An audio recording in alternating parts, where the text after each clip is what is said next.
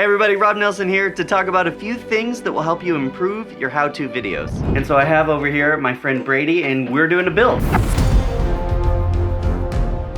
Now, I'm gonna do this as an explanation of how to build, but I'm also gonna use the build of this workstation as an example as we go through some of my points. In fact, I have 6 points to cover, so let's get started. Tip 1, always introduce your project and your characters. This is important for any stories. It's introducing the main character, and in this case, it'd be Brady. I also wanted to make sure you'd get a bit of a feel for why you'd care about him. My company is Dogwood Farm Designs, and locally based here in Charlotte. I'm doing cabinetry, kitchen remodels. It's not stress-free, but there's a lot of freedom in not having to wake up and be on someone else's schedule. A lot of times this is just going to be you filming yourself, but the big question here is why would you care? Tip 2, before and after photos. Now this may be a no-brainer, but always remember to take a few before photos. Here, I'm going to take one before picture, so that you can compare them to the afters.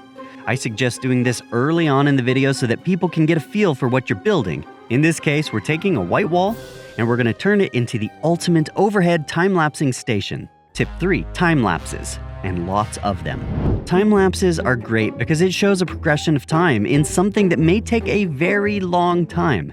This project, for instance, took a week and a half. In this particular build, you can quickly see how we prepped the boards, how we nailed them together, how we fit them in the studio, and then how we added lights. Plus, I think time lapses are just really fun to watch. Tip 4, graphics. I'm here to say that a few simple ones are really easy and can help your viewer.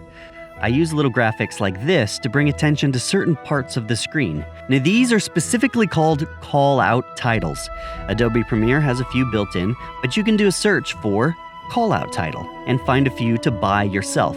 The great thing is they are fully customizable and they're really easy to add. Tip 5, use lots of cameras. In other words, use any and all cameras you have.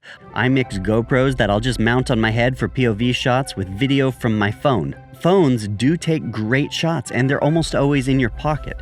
The trick is getting into the habit of always remembering to film. If I can do that, then I know I have it in my pocket and I can start shooting. Also, I mix in DSLR shots, which give you a very different look. It'll add that extra cinematic quality to your videos. Mainly, it allows for shallow depth of field. But often, if you're just trying to show somebody how to do something, it might not be needed to have that cinematic look. Plus, let's be honest, it's hard to handle a really nice camera like this when you're staining and nailing and gluing. Tip 6, showcase the key points. I hope you can figure out what the keys are to your build. Brady here, who is building cabinets, may have wanted to talk about staining, ripping the boards, gluing the trim, mounting them on the wall, or adding additional accent lights. For me, I had different things I wanted to show. For instance, how adjustable this camera was in the setup. I wanted to showcase the fixed lights that I added to the sides. I wanted to showcase the diffusion in front and around. I wanted to show the adjustable clamps that I could put on the metal pipes. And I wanted to show all the art tools that I had spots for so that I could do these amazing time lapses. The point is, make sure you're shooting B-roll of what you're trying to show.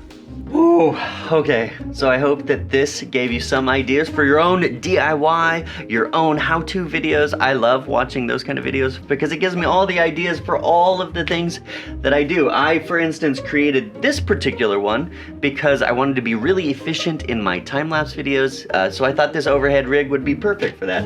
I can see here how I'm doing this emerald ash borer because it's a new video that we're working on. Links for that coming up down below. Also, big thanks to all of our patrons who just are helping us make all of these things every single week. Big thanks to you guys. Check out Brady's work, by the way, if you're in Charlotte. Links to him down in the description. For everybody else, we'll see you next week. Now, what am I doing? Sitting straight up? You're looking good. This is... Looking good, Yuri. Prep talk? Yeah. We're gonna tell the story of the emerald ash borer. Oh no.